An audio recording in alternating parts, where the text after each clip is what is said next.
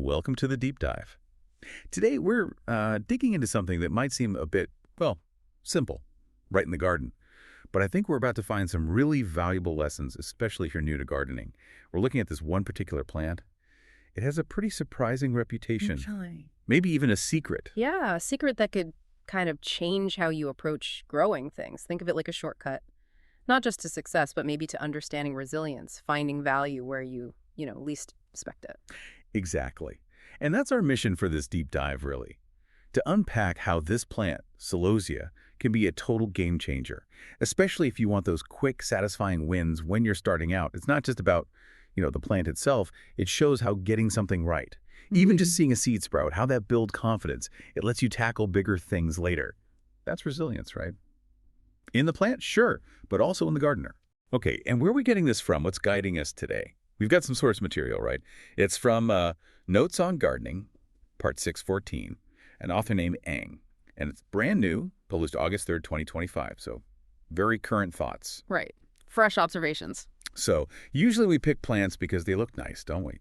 Flowers, colors. But what if the real key to getting good at gardening, or at least getting started, lies in something we normally overlook, something that maybe doesn't fit our idea of a good or pretty plant? Get ready for that aha moment, because this Celosia, it isn't just easy to grow. It sounds like it's almost ridiculously successful. And it seems it has this hidden purpose, something beyond just looking nice. Let's jump in.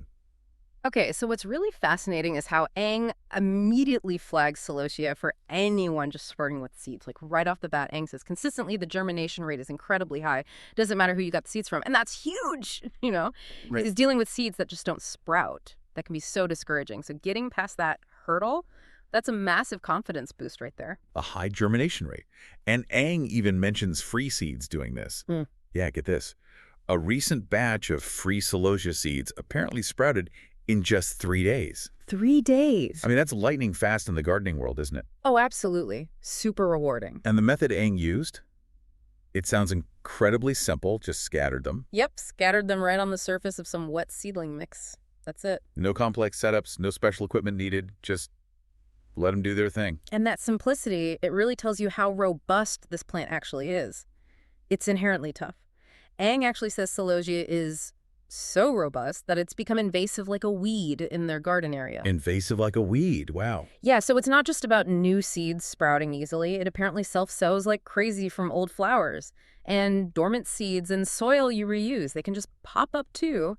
This plant just seems determined, relentlessly determined to grow. Which, if you're new to this, sounds like exactly what you want. Yeah. A reliable, almost guaranteed success. Pretty much. Takes a lot of the guesswork out. Okay, but invasive like a weed, does that create problems? Like, does it take over? Or is that toughness just a plus? Because, this is where it gets really interesting to me. Despite all this talk about how easy and robust it is, Ang makes this really frank admission. Ang says... Well, you're thinking about the Cockscomb variety. Exactly. Ang says, of all the varieties, I have to admit the Cockscomb Celosia is probably one of the ugly flowers I've grown. Uh-huh. Yeah, it's blunt. Right. If you're picturing typical petals, Cockscomb looks more like brain coral. It's definitely different. It is quite unique visually. You've got to appreciate the honesty, though. So if it's not winning beauty contests, why is Ang so keen on it? Why is it so useful? Well, that's the twist, isn't it? It really highlights that unconventional role we hinted at earlier. Ang isn't valuing this Cockscomb Celosia for looks at all. It's purely about its practical use. Okay. Ang uses it as a test plant. A test plant. What does that mean exactly? Basically, because it's so reliably tough and sprouts so consistently, it's perfect for checking out different spots in the garden, different microclimates, different soil conditions. It becomes an indicator. Ah, I see. Like a little living sensor. Precisely. Ang uses it to figure out, say, if one patch of soil is too compacted, or if another spot holds way more moisture, or maybe subtle differences in morning sun exposure that might totally wipe out more delicate seedlings. Okay, so if the Celosia grows well there... then conditions are pretty decent. And if it struggles, even this super tough plant. It flags a potential problem area. It tells you something critical about that specific spot, so you can learn and adjust your plans before you risk your prized, fussier plants. That's clever. It's like the toughest canary in the coal mine for your garden beds. That's a great way to put it. Yeah, you learn without the heartbreak. Okay, so let's wrap this up. What does this all mean for you, the listener? Well, we're bringing this deep dive to a close, really hammering home this point about Celosia.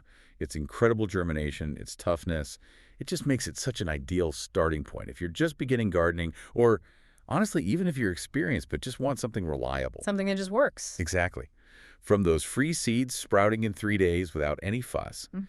to this really surprising role as a, like you said, a living diagnostic tool. It offers these practical uses that go way beyond just, looking pretty. It gives you real success, tangible wins, and these invaluable insights into your own garden. And that brings us to maybe a final thought, something to chew on. Ang's experience with this ugly, maybe even invasive Cockscomb Celosia, it shows us something important, I think. It shows how something we might initially just dismiss, right? Because it's not conventionally attractive or seems a bit unruly, how that thing can actually have immense practical value, can be a powerful tool for learning, for experimenting. That's a good point. It applies beyond gardening, doesn't it? Absolutely. In gardening, sure, but maybe in life too. So Yeah. maybe ask yourself, what other overlooked things, maybe unconventional ideas or people or tools, have you dismissed? What have you maybe not given a second glance that might actually hold some untapped potential? Could it be your next unexpected win? Something to think about.